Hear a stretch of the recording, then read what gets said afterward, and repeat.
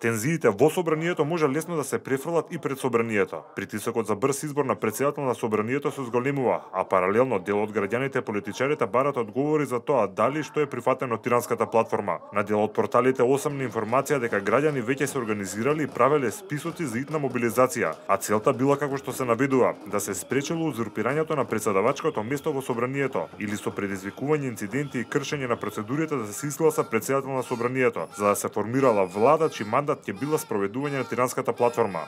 Во текст на Република се наведува дека овие групи практично ќе биле чувари на државата и на институциите во случај СДСМ да сакало да ги искористел предвелигденскиот период на населен пат да ги узурпирал институциите. Кој стои позади ваквата организација засега е непознато и од Република засега немаат сознание кој или кои организации ќе ги контролираат овие така наречени народни бригади. Постојат непотврдени информации дека можеби зад нив стои иницијативата за заедничка Македонија или други патриотски организации.